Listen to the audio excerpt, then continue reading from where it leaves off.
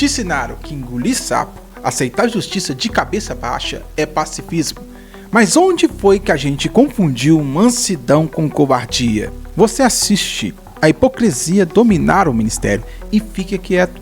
Você sofre uma injustiça na vida pessoal, engole. E para justificar o silêncio, usa uma frase bonita: estou guardando meu coração. E se isso não for santidade? E se isso só for medo com verniz espiritual? Tem uma confusão que o sistema religioso instalou dentro da gente de forma tão profunda que a maioria nunca para questionar. A ideia de que ser cristão é ser inofensivo, que a paz é a ausência de conflito, que engolir sapo de cabeça baixa é o mesmo que mansidão bíblica.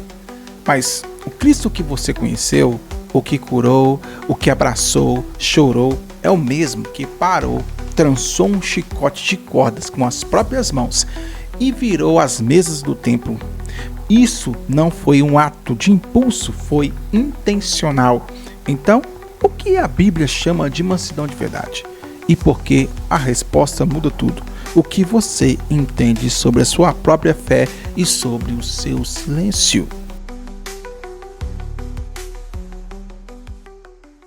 Olha o que o sistema religioso produziu.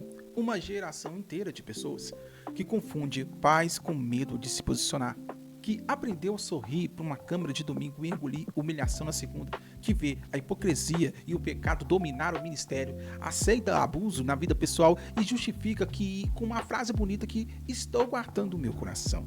Dietrich Bonhoeffer, um teólogo alemão que foi executado pelos nazistas, tinha um nome para isso. Ele chamava isso de graça barata. A pregação do perdão sem arrependimento, a paz sem cruz, o batismo sem disciplina, uma vida cristã sem sacrifícios. É como se fosse um desconto religioso que a gente aplica para não ter que encarar o mal de frente.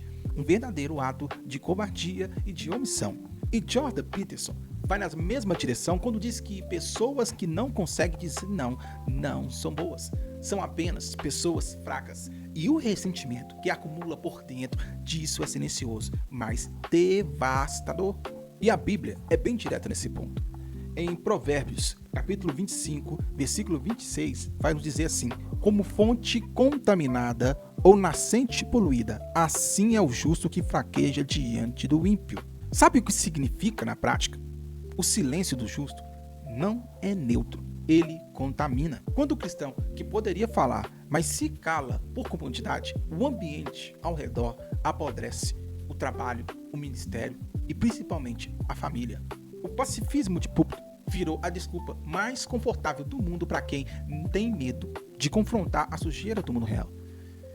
Isso é um verdadeiro tapa na cara, realmente, é um verdadeiro tapa na cara. Mas se eu dissesse para você que a Bíblia nunca te pediu para ser inofensivo, que o próprio Cristo era a coisa mais longe de inofensivo que já pisou nessa terra.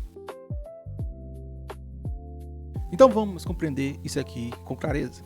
Existem 3 chaves que você precisa entender para compreender o que a Bíblia chama de mansidão. No grego, a palavra traduzida como mansidão é praus. Sabe de onde vinha esse termo? Esse termo era usado para descrever cavalos de guerra selvagens que foram domados. Animais que tinham força bruta, velocidade e capacidade de destruição total, mas que agora correspondia aos comandos dados pelo cavaleiro. Mansidão não é ausência de força, é força sobre controle. C.S. Lewis entendia isso profundamente, porque nas Crônicas de Nárnia, quando perguntaram se Aslan, o leão que representava Cristo, é seguro, a resposta dele foi bem direta: ele não é um leão domesticado, mas é bom. Lewis trabalhava exatamente essa ideia. O bem tem dentes, tem garras, e não se confunde com passividade. Todo mundo conhece o Jesus que curou o cego, que abraçou a criança, que chorou na morte de Lázaro.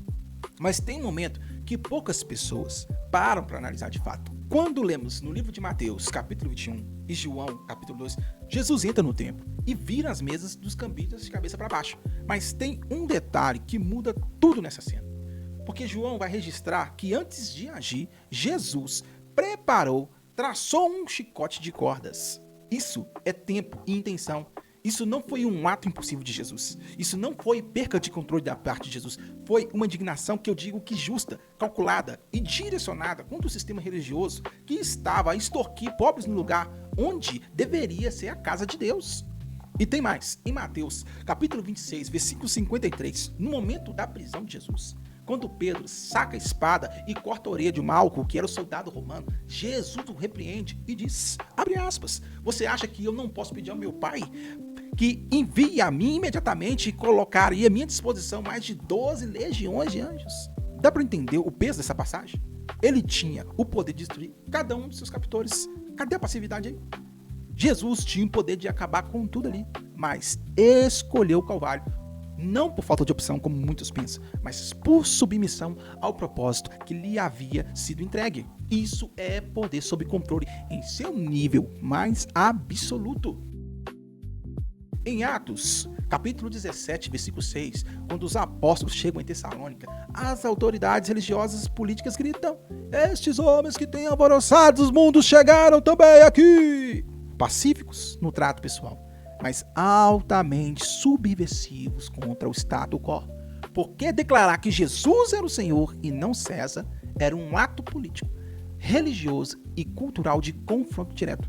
Eles não foram perseguidos por serem bonzinhos, por serem passivos.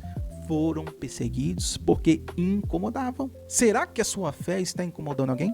Ou ela é tão domesticada que ninguém ao redor sequer percebe que ela está lá? Então chega aqui a pergunta que não dá para fugir. Você foi chamado para reinar, para crescer e para confrontar a hipocrisia de frente. E ficou se escondendo atrás de um discurso de paz que nunca te custou nada. Em Efésios capítulo 6, versículos 10 ao 13, não diz para você recuar. Diz para você se revestir de toda a armadura de Deus para ficar firme contra as ciladas de Satanás e resistir no dia mal. A armadura pressupõe combate, não retirada estratégica, não zona de conforto.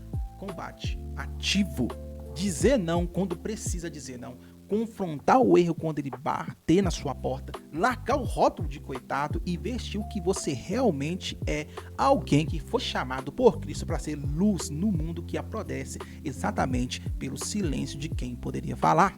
Martin Luther King Jr. deixou uma frase que deveria incomodar qualquer cristão até hoje.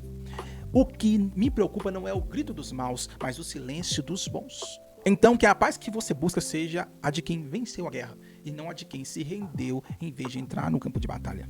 Porque o inofensivo não é sinônimo de santidade, é sinônimo de ausência do Espírito Santo e de compromisso com a obra. Eu agradeço você que me acompanhou até aqui no final do vídeo. Peço para você que compartilhe esse vídeo para mais pessoas, para o crescimento do canal. No demais, que Deus abençoe a vida de todos vocês e até o próximo vídeo.